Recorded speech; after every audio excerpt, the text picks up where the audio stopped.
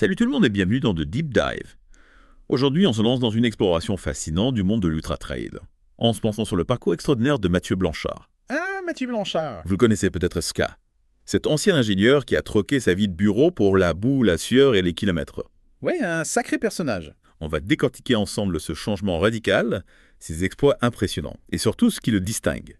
Une méthode d'entraînement unique et une force mentale à toute épreuve. C'est vrai qu'il a un parcours atypique.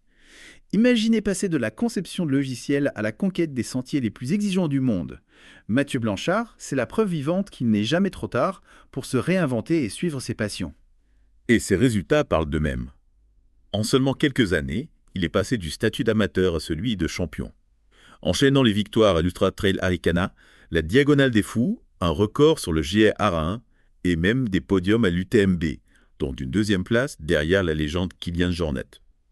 On peut dire qu'il a gravi les échelons à une vitesse folle. Ce qui est fascinant chez Mathieu Blanchard, c'est qu'il aborde la course à pied avec un esprit d'ingénieur. Il analyse, il optimise, il applique une véritable méthode scientifique à son entraînement. D'ailleurs, on a parlé de sa préparation pour le GR20. 180 km et 11 000 mètres de dénivelé positif avalé en seulement 4 jours en autonomie totale. Qu'est-ce qui rend sa méthode si spéciale à votre avis ? C'est une question intéressante. D'un côté, il y a la préparation physique avec un programme d'entraînement qui cible spécifiquement les besoins de l'ultra-trail. Mais au-delà du physique, il y a aussi toute la dimension mentale, la gestion de la douleur, de la fatigue, de l'ennui. Tout ça, il l'aborde avec une approche méthodique presque scientifique. Oui, et on voit bien que son passé d'ingénieur l'influence. Sur le GR20, par exemple, chaque détail était pensé. Le choix du sac à dos Salomon ADV, Skin Cross 15 des chaussures, Salomon Ultra Glide 2 des bâtons Lucky Micro Trail Pro en carbone. Tout a été sélectionné pour optimiser la performance et minimiser le poids. Et on ne peut pas oublier l'aspect sécurité. Il utilise notamment un Garmin InReach Mini 2 pour la communication satellite et le suivi GPS. Ça montre qu'il ne laisse rien au hasard et qu'il prend la sécurité très au sérieux, même lorsqu'il repousse ses limites. Absolument. Mais revenons à cette préparation mentale dont on parlait. Des études ont montré que les ultra-trailers comme Mathieu Blanchard ont des caractéristiques psychologiques particulières, comme une plus grande résilience, une meilleure tolérance à la douleur, et un niveau de gris, cette persévérance implacable supérieure à la moyenne. C'est impressionnant. On imagine que courir des dizaines, voire des centaines de kilomètres, ça demande une force mentale exceptionnelle. Comment gère-t-il la douleur, la fatigue, la solitude ? C'est difficile à concevoir pour quelqu'un comme moi qui a du mal à courir 5 kilomètres. Figurez-vous qu'ils ont un seuil de tolérance à la douleur plus élevé, et moins de peur de la douleur que d'autres athlètes. Mathieu Blanchard a d'ailleurs dit qu'il ne voyait pas la douleur comme un ennemi, mais plutôt comme un signal que son corps lui envoie. C'est une perspective fascinante. Mais même avec une tolérance à la douleur élevée, l'ennui doit être un défi majeur sur ces courses interminables. Comment fait-il pour rester motivé pendant des heures ? D'après ce que j'ai lu, il a développé des stratégies pour gérer l'ennui. Par exemple, il se fixe des objectifs intermédiaires, il se concentre sur la beauté du paysage, et il utilise la course comme un moment de méditation. C'est intelligent. Et qu'en est-il de la nutrition ? On sait que c'est un élément crucial pour la performance, surtout sur des efforts aussi longs. Mathieu Blanchard accorde une grande importance à la nutrition. Il pratique le jeûne intermittent, adapte sa consommation de glucides en fonction de ses entraînements et suit un plan d'hydratation précis. Il ne laisse vraiment rien au hasard. On dirait qu'il applique la même rigueur à sa nutrition qu'à son entraînement. En parlant d'entraînement, vous avez mentionné qu'il s'appuie sur les dernières recherches scientifiques. Vous pouvez nous en dire plus ? Bien sûr, il travaille notamment sur sa VO2 max, c'est-à-dire la capacité de son corps à utiliser l'oxygène, et sur son économie de course, qui est l'énergie dépensée pour courir à une certaine vitesse. Il cherche constamment à améliorer ses paramètres pour être plus performant. C'est vraiment fascinant de voir comment il combine son expérience personnelle avec les dernières avancées scientifiques. On a l'impression qu'il rousse les limites de ce qui est possible en matière de performance dans l'ultra-trail. Tout à fait. Mathieu Blanchard incarne cette nouvelle génération de coureurs qui abordent l'ultra-trail avec un professionnalisme impressionnant. D'ailleurs, il est passé pro en 2022 et il contribue à l'évolution de ce sport. C'est vrai. Et en plus de ses exploits sportifs, il partage son expérience en tant que coach et conférencier. Il veut transmettre sa passion, ses connaissances et inspirer les autres à se lancer dans cette aventure extraordinaire. Ce qui est admirable, c'est qu'il semble réussir à gérer tout ça tout en gardant les pieds sur terre. Il est conscient des défis que représente la médiatisation, la pression des sponsors. Et il essaie de trouver un équilibre entre sa vie personnelle et sa carrière sportive. C'est important de le souligner. Et puis, il y a aussi l'histoire d'amour avec Alex Noblat rencontré sur le tournage de koh-Lanta. C'est beau de voir comment il partage cette passion pour le sport et l'aventure. Oui, Alix est un soutien précieux pour Mathieu. Elle l'accompagne sur ses courses, gère la logistique et lui apporte un soutien moral indispensable. On sent une vraie complicité entre eux. C'est une belle histoire. Mais Mathieu Blanchard ne compte pas s'arrêter là. Il a de nouveaux défis en tête, n'est-ce pas, Stan? Absolument. On a parlé de son ambition de participer au Yukon Arctic Ultra en 2025. Une course de 640 km dans des conditions extrêmes avec des températures qui peuvent descendre jusqu'à moins 50 degrés. Waouh, ça c'est un défi de taille. On parle d'un tout autre niveau de difficulté par rapport au trail auquel il est habitué. On a hâte d'en savoir plus sur cette aventure incroyable. Moi aussi. On va décortiquer tout ça dans la suite de notre deep dive. Restez avec nous. Alors parlons du Yukon Arctic Ultra. Imaginez-vous 640 km en autonomie totale. Dans le Grand Nord canadien, avec des températures potentielles de -50 à Davier, ce n'est pas une simple course, c'est une véritable expédition en milieu hostile. C'est difficile à concevoir. Passer de la chaleur tropicale de la Diagonale des Fous au froid glacial du Yukon. C'est un contraste saisissant. Qu'est-ce qui le pousse à se lancer dans un défi aussi extrême? Je pense qu'il y a plusieurs aspects. D'abord, il y a cette soif d'aventure, cette envie de repousser ses limites, de se confronter à des environnements extrêmes. On a vu avec le GR20 qu'il aime sortir de sa zone de confort, se mettre en danger. Et il ne s'agit pas seulement de courir, il faut gérer le froid extrême, l'isolement, la navigation, la nourriture, l'équipement. C'est une épreuve de survie autant que de course à pied. Exactement. Le parcours suit les traces de la Yukon Quest, une course de chien de traîneau réputée pour sa difficulté. Les participants doivent affronter des conditions météo imprévisibles, des terrains accidentés et la solitude du Grand Nord. Et Mathieu Blanchard en est conscient. J'ai lu une interview où il disait que ce défi le dépassait, qu'il l'effrayait même.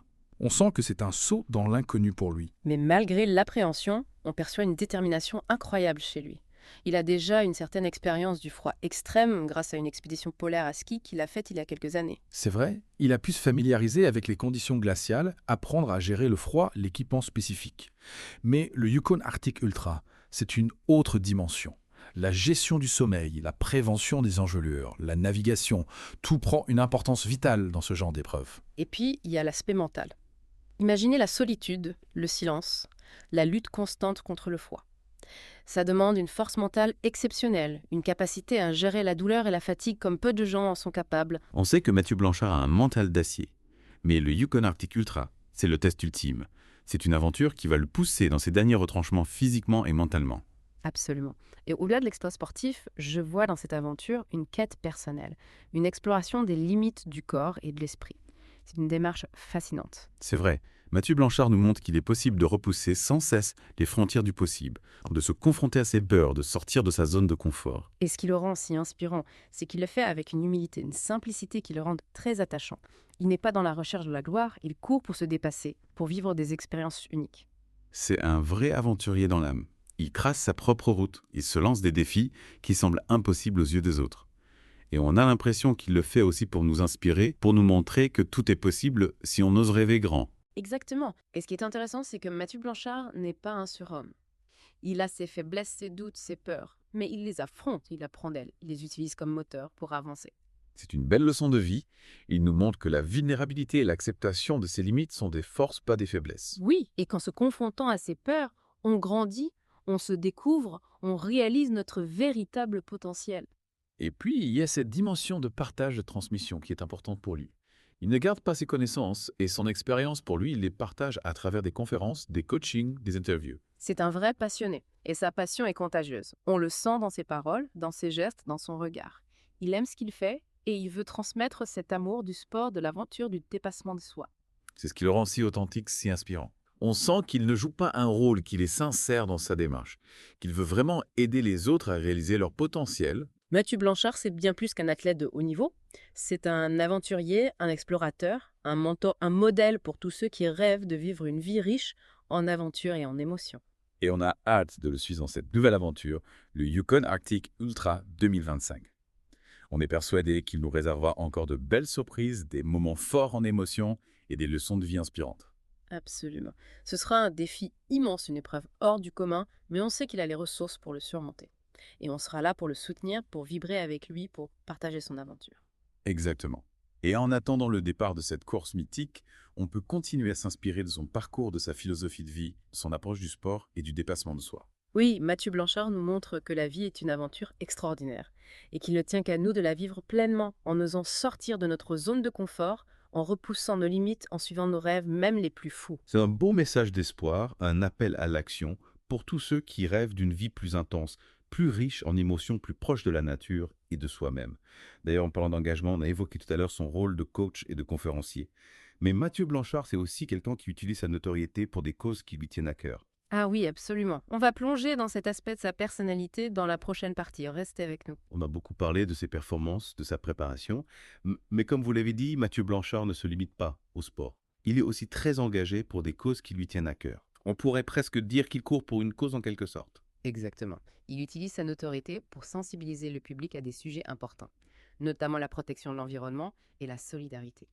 C'est vrai qu'on sent chez lui une profonde connexion avec la nature. Quand on entend parler des montagnes, des forêts, on perçoit un respect sincère pour ces environnements qu'il parcourt. Et il est conscient de leur fragilité, notamment face au changement climatique. Il a d'ailleurs profité de certaines de ses courses pour alerter sur la pollution plastique, la déforestation, la disparition de la biodiversité. Il ne se contente pas de paroles. Il agit aussi concrètement. Il soutient des associations environnementales, participe à des actions de nettoyage et essaie de minimiser son propre impact au quotidien. Par exemple, il limite ses déplacements en avion, privilégie les transports en commun ou le vélo et fait attention à sa consommation. Il montre l'exemple en somme. C'est inspirant de voir qu'il met ses convictions en pratique. Et au-delà de l'environnement, il est aussi engagé pour la solidarité. J'ai lu qu'il soutient des associations qui œuvrent pour l'inclusion sociale et l'accès au sport pour les jeunes défavorisés.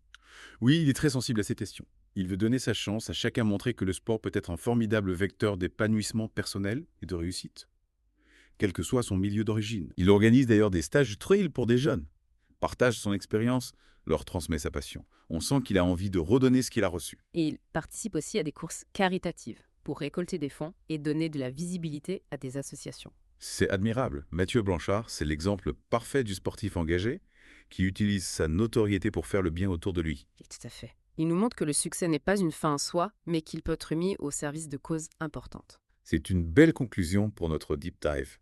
Mathieu Blanchard, c'est bien plus qu'un champion d'ultra-trail. C'est un aventurier, un explorateur, un homme engagé, un modèle pour les jeunes générations. Son parcours nous montre qu'on peut allier performance et engagement, réussite personnelle et contribution à un monde meilleur. Exactement. Et il nous rappelle que chacun d'entre nous, à son échelle, peut faire la différence. Alors, inspirons-nous de Mathieu Blanchard. Eh bien sûr, oui. Et laissons aussi nous dépasser, nous engager et vivre une vie riche de sens et d'aventure. Merci de nous avoir suivis dans cette exploration. On espère que vous avez apprécié ce deep dive. À très bientôt pour une nouvelle plongée dans un univers fascinant.